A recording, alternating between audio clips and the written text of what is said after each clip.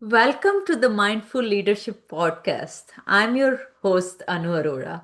This is a space where leadership meets inner work. When we pause to the noise, we listen to what really matters. My guest today is someone who embodies this beautifully, Jason Jago Gordon. Jago is an educator, keynote speaker, MC, and co founder of Written Out Loud, a self described jack of all trades and master of authenticity. He has taught anywhere between classrooms to Carnegie Hall, blending data, music, storytelling, and deep human spirit. In the world which celebrates narrow expertise, Jago's path reminds us what it is being fully human. It's a superpower. That adaptability, creativity, and presence, they're not just skills, they are survival mechanisms. In today's conversation, we explore the stories that shape leaders, the power of authentic voice, and why compassion isn't just kindness, it is strategy. So, welcome, Jago. How are Great. you today? I'm excellent today. Thank you. I'm Awesome, so awesome. excited and honored to be speaking with you. It's really great to be here. Yeah, and I'm hoping it just not speaking, you might as well sing that you're here. I'm always down for a little music, so if that's where the conversation takes us, that's where it takes us. Yeah, let's hope it. I want to start with something very simple. What is alive for you in this moment? What's stirring beneath the surface? Yeah, I think alive for me this moment is really just making connections with people. Everything from, if I might be on stage trying to connect on some level with everyone in the audience, to just standing in line at the supermarket and, shooting a smile to someone. Everyone is, always looking down at their phones. And I'm always trying to get somebody's attention, not in a big way, but just to see them, so that they know that somebody else sees them. I was in line the other day, and there was this young man in front of me, probably 16, 17 years old. And he looked real tough and he kind of had this frown on his face.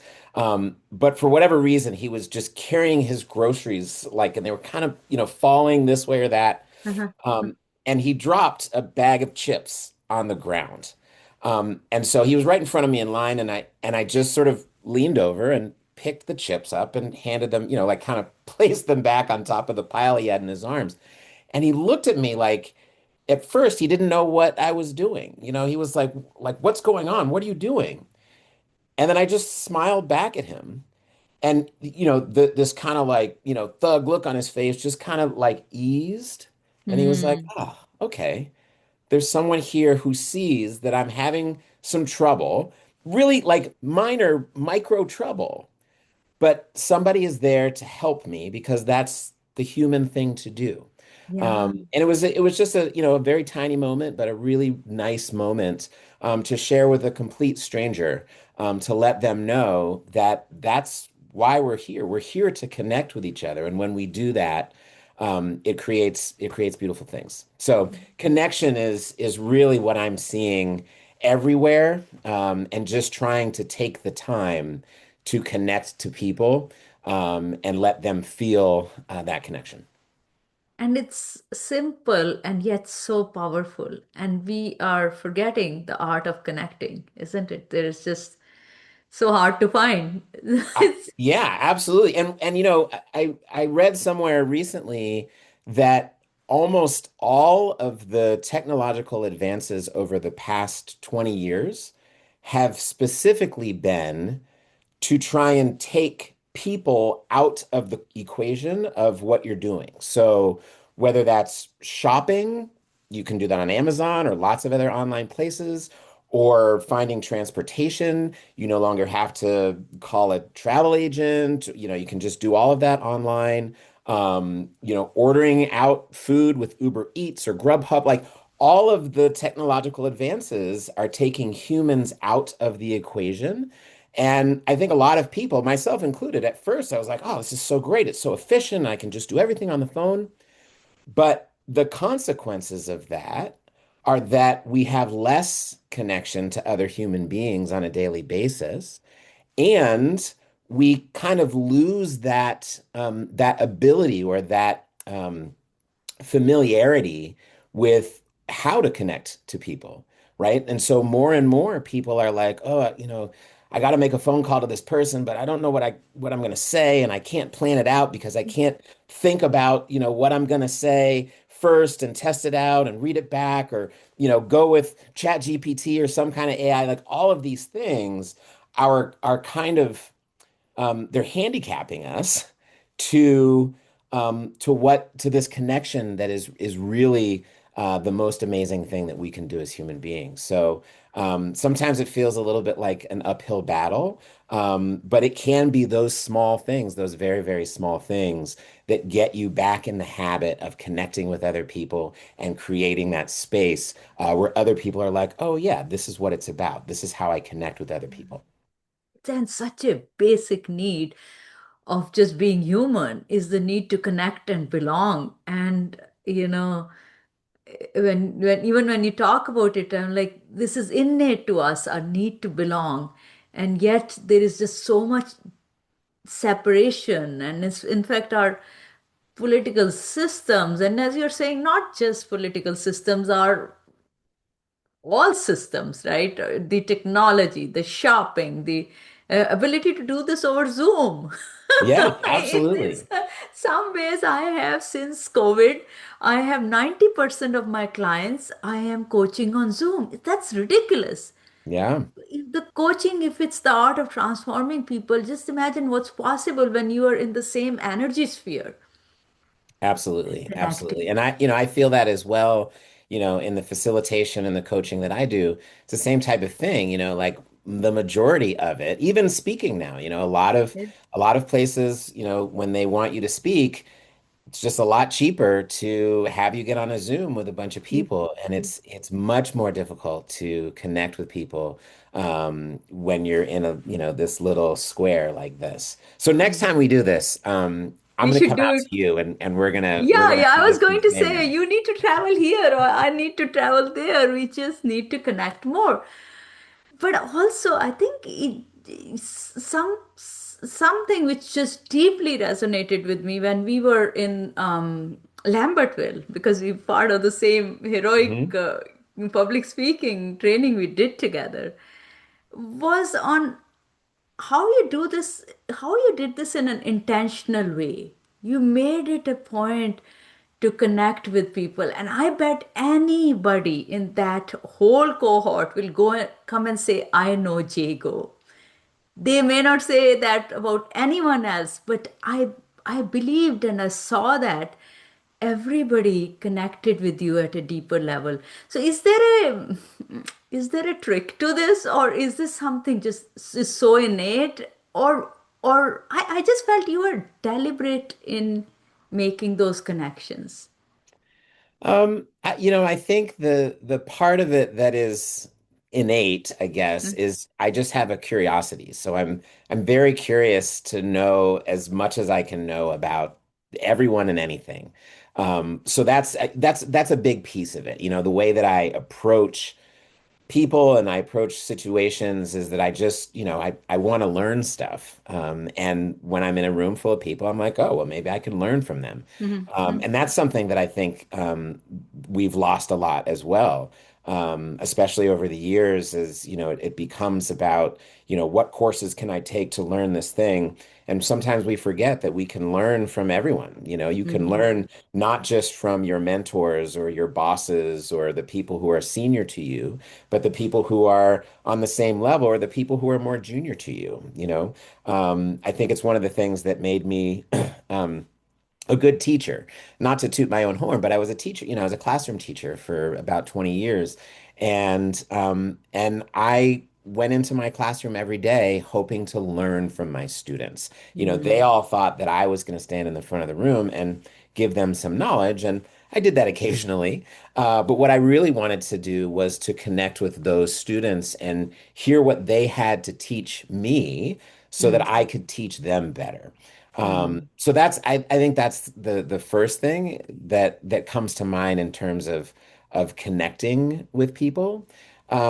But I think the other thing is really um, listening, mm, listening to people. So it's not just about asking the questions of, oh, tell me more about this thing that you do, or, tell me about your family, or, I see that you're wearing this, this sweatshirt from, this university. What was it like to be there? Or who, like all of those things.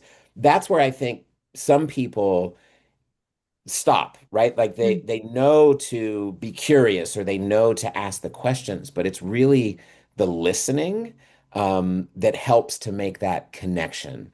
Listening not just to the words, but how they say the words and their body language. It's interesting. My wife, I notoriously hate having conversations on the phone. Mhm. So my Mhm. wife will call me, like when we were in Lambertville, for a week at a time or whatever, and my wife would call and want to stay on the phone for half an hour. I'm just like, oh, because I can't it feels like I'm getting only half the information, like Mm, I'm mm, like I'm hearing the words, and to mm, some extent I can hear, the intonation and that type of thing.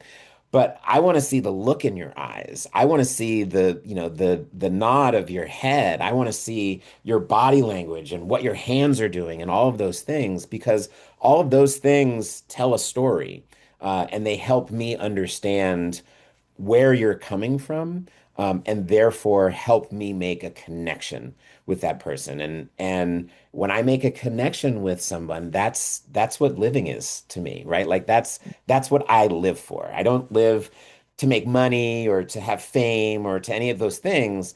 I live to connect with people. That's just how I've always done it, and it's what brings me the most joy. So I don't know that, I don't know if that answered your question. I don't it have a secret sauce or anything like that. It really is just being attentive to what's going on in a space and what's going on with other people. you are a human relating to another human at a human level. Absolutely.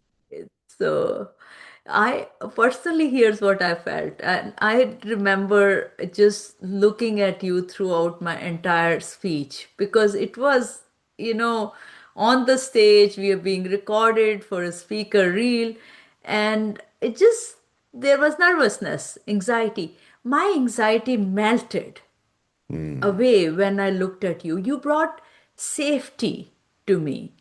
And that was my personal experience that by looking at you, I could feel, oh, this is all okay. This is safe. He's smiling. He's with me. He's listening. He's coming along. He's just genuinely interested in what I have to say, even though you had heard it many times because we practiced it so, so many times. But I just felt being seen, heard, and yeah, belong. Well, thank you so much for saying that. It means a lot to me, right? It means that I connected with you on some level. And that's the thing, even though, yeah, I'd heard parts of your speech a whole bunch of times. Every time I heard it, it was a little bit different, and I was interested to see those little nuggets that changed either in the content that you were giving or the way that you delivered it or the emotions that came out as you said certain lines. And again, that's, like that's what I love to do. And Mhm. so it was my pleasure really to be in the audience when you were giving your speech, and I'm really glad to hear that I connected with you in some Yeah, way. thank you And for that's making. and that's how I think about it when I'm on stage, when the roles are reversed and I'm on stage. I'm trying to connect with folks as well, whether Mm, it's a if you're speaking to a group of 50 people or 100 people or 1,000 people, it can be virtually impossible to kind of, connect on that kind of level with everyone there. Um, but I think there is, when you think about group dynamics, I think that it is possible actually to, in a way, maybe it's a different way, to connect with all of the people. And I think I began that journey as a musician. Hmm. When I would get up on stage and perform a piece of music, I think initially when I was a younger performer, it was more about me really, right? It was more about like, oh, I have a song that I'm gonna sing, or a song that I'm gonna play, and it's a beautiful song, and I'm gonna play it with emotion and sing it with emotion, and people are gonna see that and they're gonna be like, oh wow, that was so great. He had such emotion. Um, and I'd like to think that I did that. But as I matured as a performer, I realized that it wasn't about me. It wasn't about the notes that I was singing or how much emotion I put into those notes. It was about the emotion that I gave to the audience, the Hmm. emotion that I was able to um, read how the crowd is feeling, by getting sort of little snapshots of different people in the audience, or sort of see again, sort of see, are they moving to the music, are they falling asleep, what is the thing, and how can I respond to that in very much the same way that you would respond to someone if you were having a conversation with them, um, because then I get all that energy back from them, and that becomes part of my performance. And so, in that way, every performance is different and exciting and new. And I can learn from that performance because I've never done it that way before. Mm, mm. So that's, Yeah, and that's what excites me.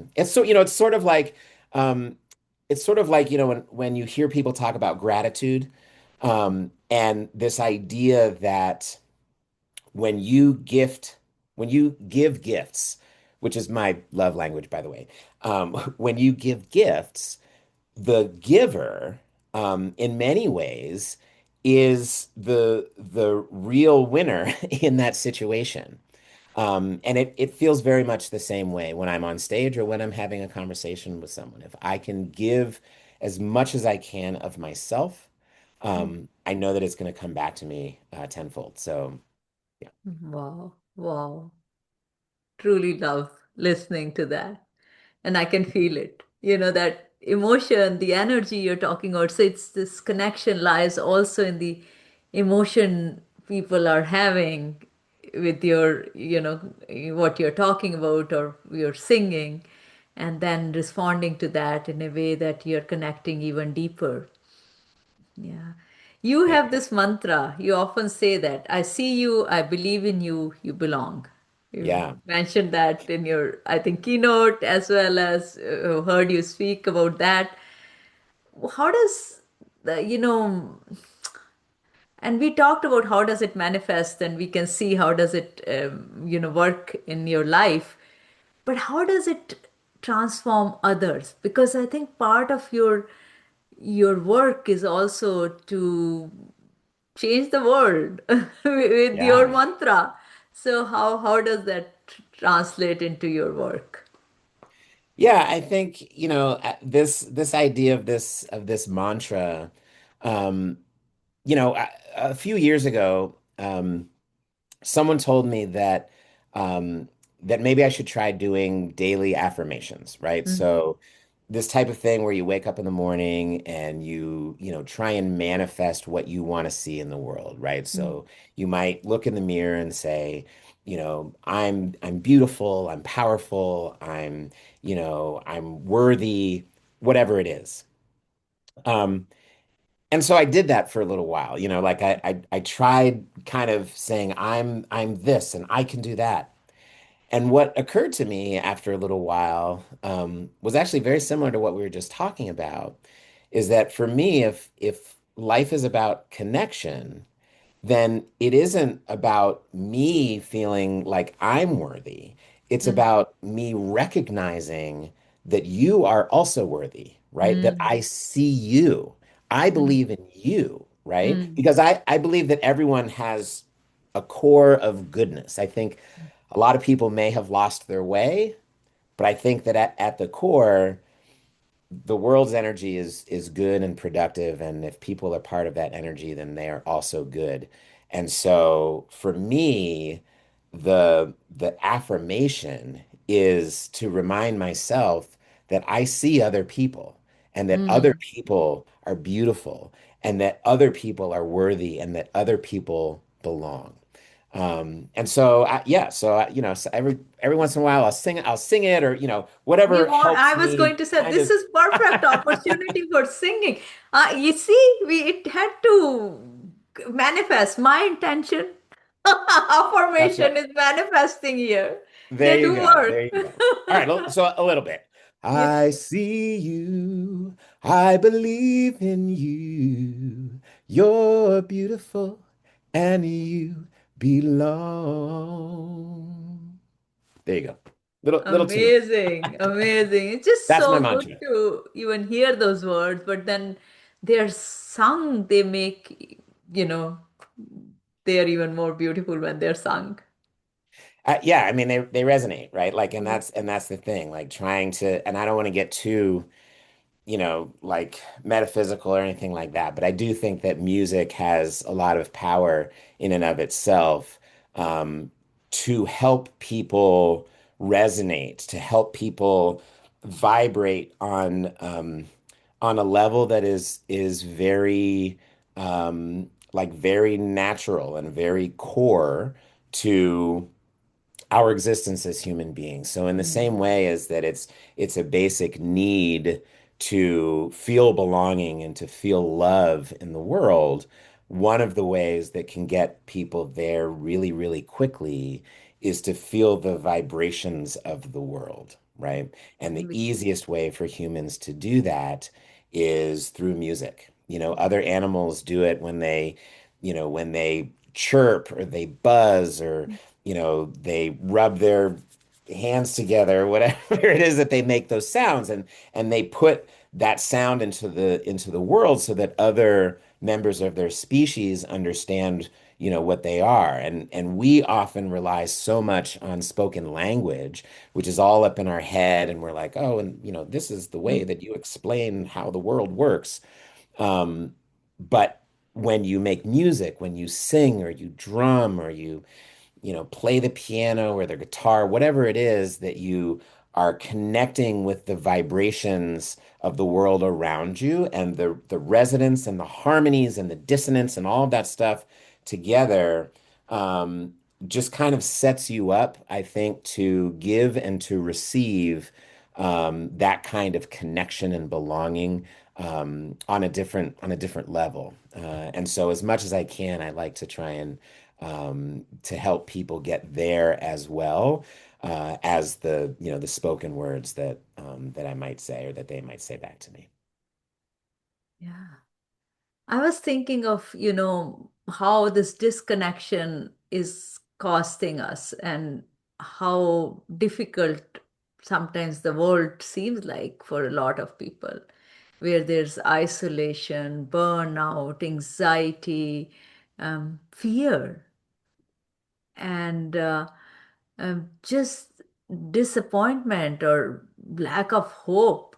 And as you see all this stuff around you, it's hard for people to see others because they're just so caught in that cycle of not being seen themselves, and they're carrying so much with them. And what comes up for you? What's like, I know you're doing your way of, connecting, but also there is this vast world which is going through its own suffering. What is it you want to offer to them, or something to hold on to? Yeah, well, I think what is really unfortunate about what you're talking about is that I think that if belonging is a need, right? Just like food and water and safety and those types of things. If belonging is a need, there are certain people and certain systems that have figured out how to exploit that belonging. Hmm. So similar to the way that if food is a basic need, you need food to nourish your body. And some food is better at nourishing your body than other food, right? Hmm. And so Hmm. there's now this like huge industry of fast food that is pretending to meet people's needs, Hmm. but Hmm. actually they're exploiting that need in people, right? Hmm. By giving them food that is not going to nourish them and is going to actually, at least in the long term, make them sick. Hmm. And Hmm. I think that you can map the same kind of model onto belonging, right? Hmm. A couple of levels up from food on Maslow's hierarchy, but whether it's hate groups, right, which are kind of famous for this, right, where they really target people who are feeling alone and feeling like they have no place else to turn. And those are the people who are most susceptible to become members of these groups that spread hate. Hmm. Hmm. But you see it in small ways too, right? You see it with bullies in schools, right? Where again, you might be targeted if you're feeling alone Hmm. because you're easier to control. And of course, the main place that we see it these days is with social media, Hmm. right? Where especially kids who are the most susceptible are seeing these platforms that that are controlling what they see with the use of some kind of algorithm and showing all of these other kids who look like them, but who are getting all of this attention. Everybody loves them. Everybody is liking their videos and saying amazing things about them. And so, what that does is it creates a situation where those kids feel like they have to belong to Hmm. the larger group of kids who have cell phones and who are on TikTok and who are on Instagram or whatever it is. They feel like they need to belong or else they won't belong at all. But actually they're being exploited, they're being Hmm. controlled, they're being marketed to, and that's the whole reason. And so, and I'm talking about kids, but this is the same for adults. Adults You too. and I Yeah. are susceptible to this as well. To promote my speaking, one of the things I do is I'm on social media. And so I'm sort of subject to that, to those same pitfalls. I feel like I need to be there so that I can belong to the group of people who are promoting themselves on these platforms. And at the same time, I get stuck scrolling for hours. And I get Hmm. stuck thinking like, oh man, I spent so much time making this video and it's got 4 likes. And meanwhile, these people over here who are making like really average videos are getting millions of likes, right? And so it makes me feel like I'm losing my self-esteem. And when I lose my self-esteem, I come back down on all of the other levels of Maslow, right? It makes me feel less belonging. It makes me feel less safe and secure. And it makes me feel like my basic physiological needs maybe are not getting met, right? I run out and I have a Big Mac because I feel bad about myself. And so it's all connected Hmm. and um and it can be really difficult, I think, in this world to not get stuck and get trapped in this place where your need to belong is being exploited so that you can be controlled, so that you can be influenced. Yeah. Um, I mean, and that's social that's media really is tough. trying to control you, other groups are trying to control you. AI is now, is I know, it's there. crazy. But so the good thing, right? Because we just went into this like doom and gloom place. Yeah. The good thing is that it's very, very easy to get yourself out of that, at least for a moment. Sustaining that is a little bit harder. But literally, so you've probably seen, I wasn't going to show my finger. I've been keeping my hand down. But but I had an accident on, a couple of days ago in the gym where I dropped a weight on my finger. And that morning, I woke up, I was pretty groggy. I knew I had a busy day. It was going to be a long day. And I thought, you know what? Maybe I should skip my workout Mm, because, I'm going to be pressed for time doing this or that, the other thing. But I usually feel better during the day when I work out. So I went to my workout. Halfway through it, I dropped a weight on it. And the first thought that I had was, oh, see, I should have stayed home. I knew I should have stayed home. And now my day is going to be even harder. But within a couple of seconds, somebody that I work out with saw what happened and they came to my aid. And then another person came to my aid. And all of a sudden, like one person is a physician's assistant, and she was like, "Oh, we got to clean it out and do this." And so in that couple of seconds, I felt more belonging and better about myself than I had all morning. And mm, so it was an interesting way for me to really kind of slow down for a second and think, wow, I've been all anxious and worried about everything that was going to go on.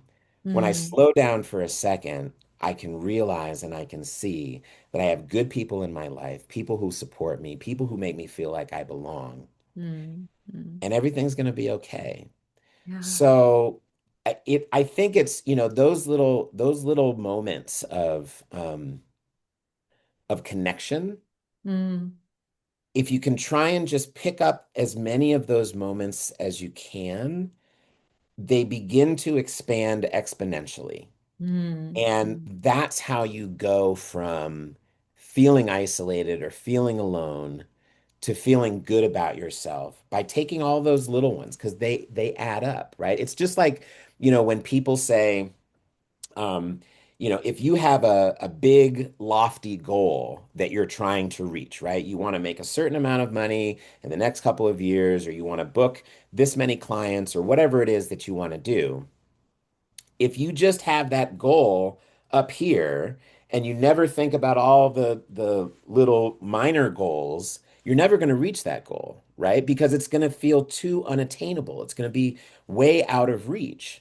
But if you can break that yearly goal down into quarterly goals, and then you can break those quarterly goals into weekly goals, and those weekly goals into daily goals, and maybe even those daily goals into like, what can I do right now?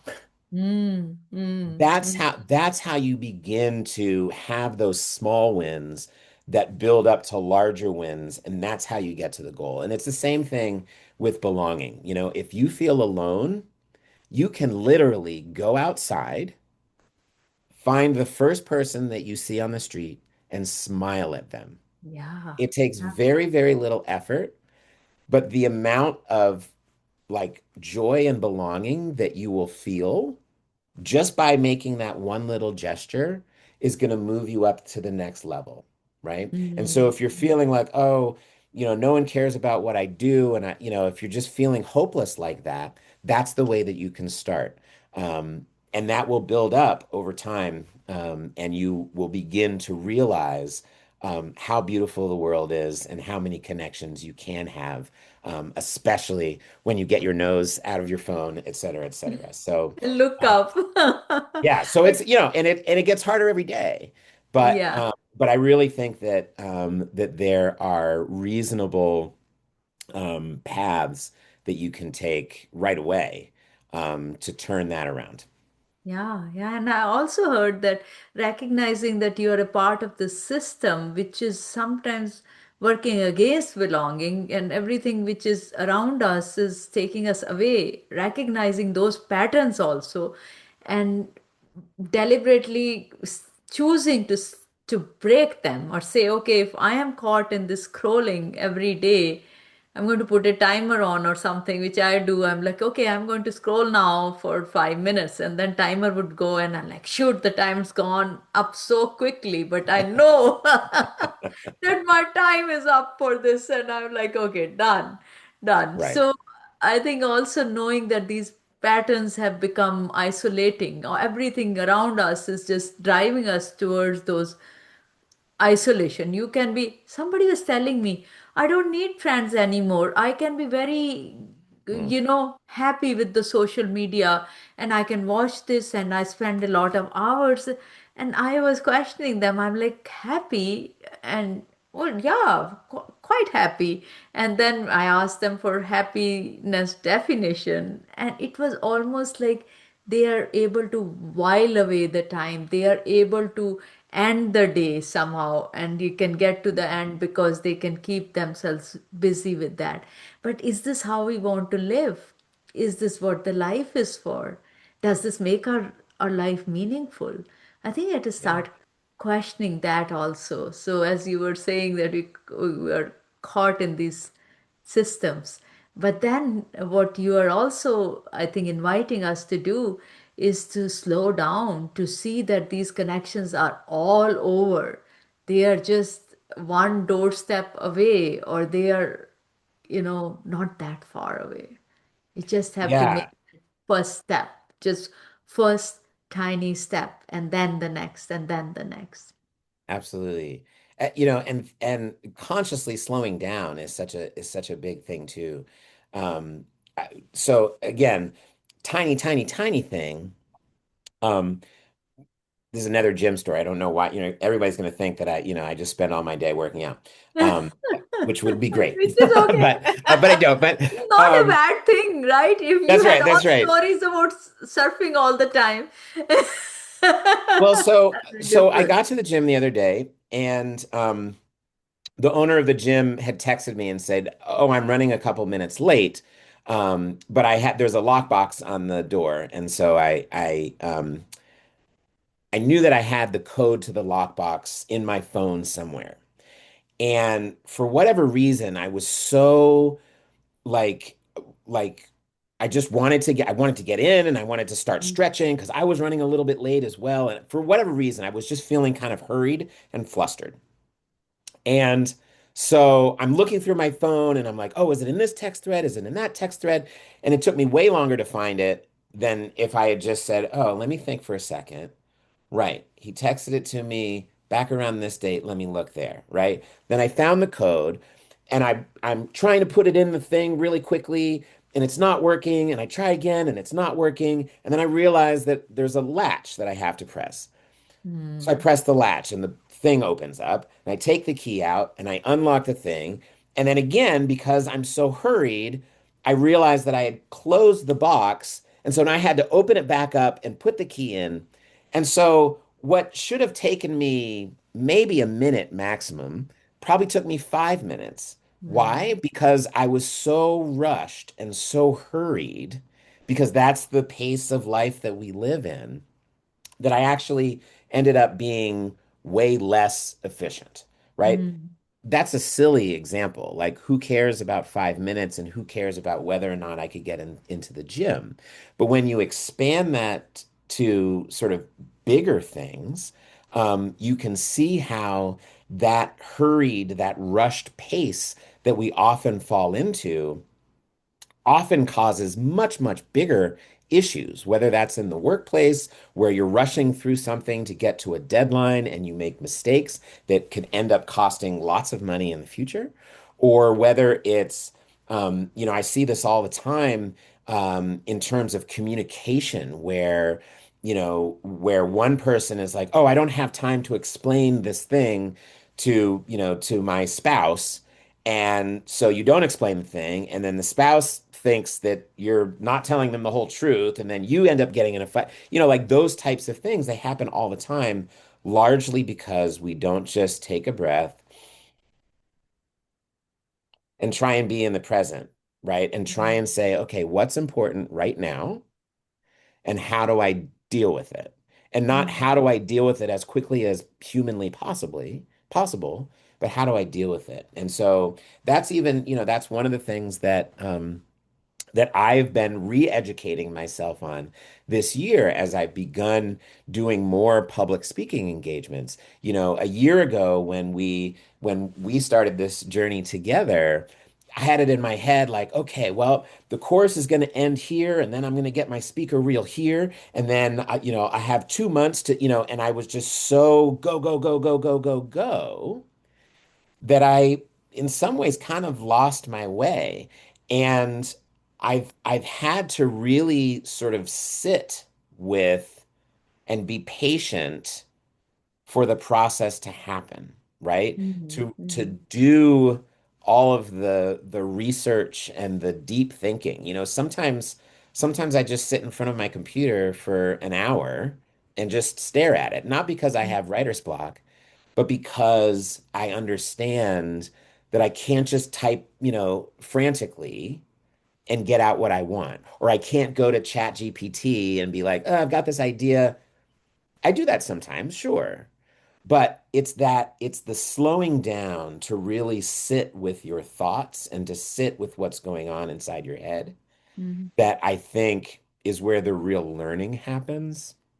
Um, and so this past year has actually been a lesson in that for me as I, am sending out, proposals to speak and waiting for people to get back to me and waiting for my speaker reel to be finished and waiting for even just the timeline. You might get a gig and they're like, great. And you're like, oh, it's awesome. I got a gig, it's in 9 months, like that type of thing. mm. Um, and so, instead of my gut reaction, which is often to panic or to feel anxious about things not happening quickly enough, I've been really trying to kind of sit and be like, it's going to happen. I feel like, what I have to offer is good and it'll happen when it happens. And in the meantime, I can spend more time with my family.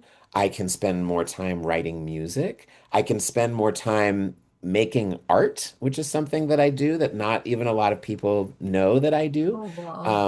But I like to make kinetic sculptures. Wow. This And part I I didn't know. I haven't done that in many years until this year because I've slowed down Mm, intentionally to mm, really try and hear. We talked about listening before. mm, Um, I'm really trying to listen to what the world is saying to me. mm, mm.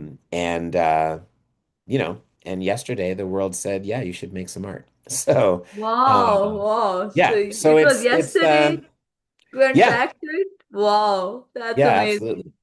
Yeah. Do you have anything to show here? Is it right I, here or I not? I don't, yeah, I don't think so. I'm looking around real quick. I don't think I have anything to show. No, Next time when no. I come out to you, Then I you bring. will, I will bring one of my Yeah. pieces as a Wow. gift that this is, you can Wow. hold me to Wow. this. And I that's will, another reason why we should meet in person. exactly, So, as exactly. we come to the end of today's podcast, what is your final message or a practice that you'd want to leave the audience with? Yeah, so I think, obviously we've talked about connecting with people and how transformative that can be, even in the most small ways. Um, but I think in addition to that, I think a lot of people are afraid to ask for help. Hmm. Um, I know that that's something that's been difficult for me for most of my life. We didn't go into sort of my past, um, but I often felt like I had to do things on my own independently. And I've always been the type of person who, I'm an extrovert and I like to talk to people, et cetera, et cetera. But I felt like I needed to make sure that people knew that I was the one who did this, right? It wasn't me and the group of people, it was me. Hmm. Hmm. Um, and and I think that that made it difficult for me to ask for help. And I can't tell you how many times people come to me for advice or groups that I'm facilitating or people that I'm coaching.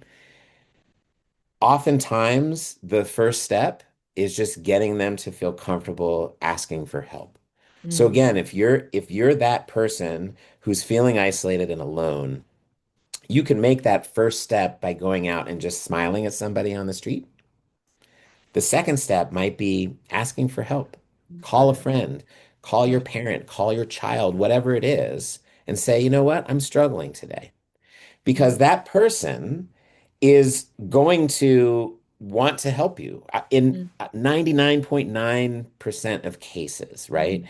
And that help is going to be a deeper level of connection that you're going to experience in that moment, and it's going to move you one step further along. So connect with people in very simple ways, and then make sure that you're asking for the help that you need. And that will get you well on your way towards fulfilling, belonging life. Thank you. Thanks, Diego. Thank you for being here. And My my pleasure. invitation, I think, for everyone here listening is that let's say more of what you are saying, that let's see each other, let's believe in each other, and let's belong. Because Absolutely. all said and done, we are here for a limited time. We have all of us have our expiry dates, and we'll be That's true. gone soon. And we just can't be caught in any other drama except that we are part of an interconnected earth. So thank you very much for your message. Deeply resonates. Thank you. Yeah, my pleasure. So happy to be here and so happy to know you.